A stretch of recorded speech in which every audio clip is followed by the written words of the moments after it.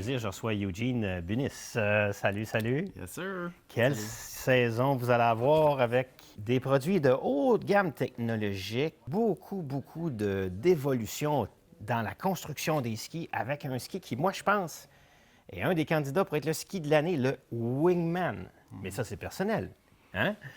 Mais je pense que c'est une opinion qui est partagée par bien du monde. OK. Et là, qu'est-ce que vient faire le Wingman? Maintenant, se placer entre les très bons et très reconnus ripsticks et les skis de piste, les éléments et tout ça. Les ingénieurs en Europe continuent à développer des choses phénoménales.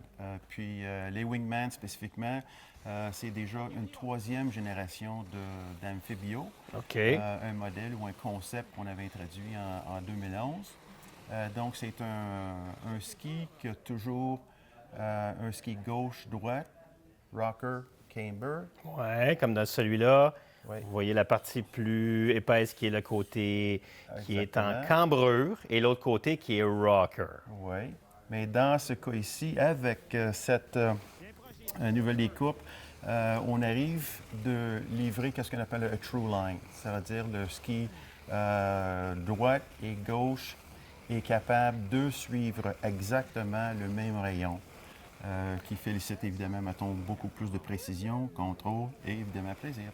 Parce que comme des fois je donne des cours, comme skieur, le plus gros challenge est d'amener les gens à être parfaitement en parallèle à toutes les phases du virage. Oui. Puis c'est normal parce que les skis sont construits pareil, mais le ski intérieur n'a pas le même rayon que le ski extérieur. Hein. Quand on trace une ligne, le ski intérieur a un rayon plus court que l'extérieur. Oui, exactement. Et quand on a des gens qui ont de la difficulté à skier en parallèle, qui prennent des leçons, il faut, quand il y a une journée démo, qu'ils essayent les skis amphibiaux pour voir et sentir la différence.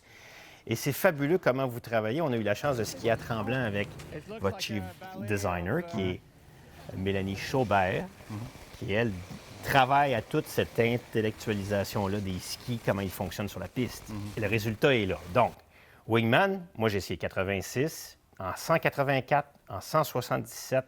J'ai trouvé ça fabuleux, mais il y a d'autres Wingman aussi. Oui. Qu'est-ce que je trouve vraiment génial avec la collection cette saison, c'est il y a comme 3 sous-groupements OK. des skis démarqués par des largeurs. Fait que, disons, nos carvers, des gens qui veulent, mettons, un ski quand même court rayon en De piste. piste, juste c'est- piste, là. Juste piste. Ces largeurs-là sont 73 à 76. OK.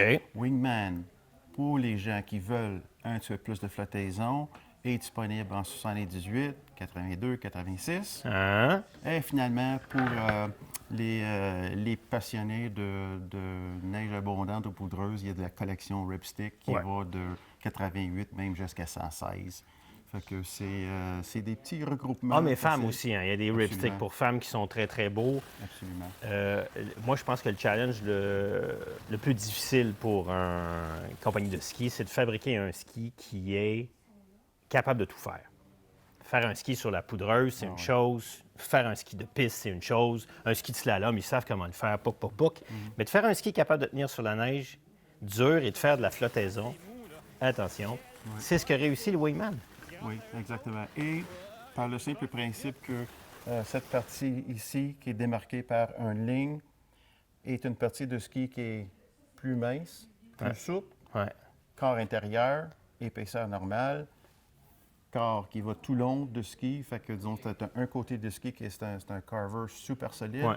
partie extérieure plus souple, qui suivent, mettons, ce phénomène de true line, mais qui en même temps permet les gens de faire la transition d'un virage à l'autre super facilement. Écoute, j'ai eu la chance cette année de faire quelques émissions, dont une à Sainte-Anne avec mon ami Simon Claveau, c'était ski de OK. printemps. Tu m'avais présenté pour l'occasion un 106, on verra ça plus tard dans l'émission. Et ce que j'aime des ripsticks, c'est que oui, ils sont capables de flotter parce qu'ils sont larges, mais après, on est capable de les sentir et de les travailler même en corayon. Donc, on peut aller dans la bosse avec, on peut aller dans les sous-bois avec, on peut aller au Massif du Sud, skier dans les pentes de poudreuse, entre les arbres. C'est rapide. Fait que de plus en plus, avant, les skis de poudreuse étaient des grands virages pour l'Europe. Mais là, maintenant, c'est des skis faits pour nous. Donc, le feeling que j'ai eu, j'adore.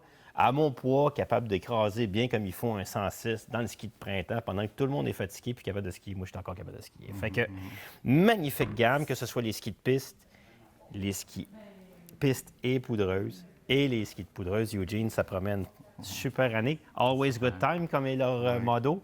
Leur mission, beaucoup de plaisir avec Élan pour la prochaine saison.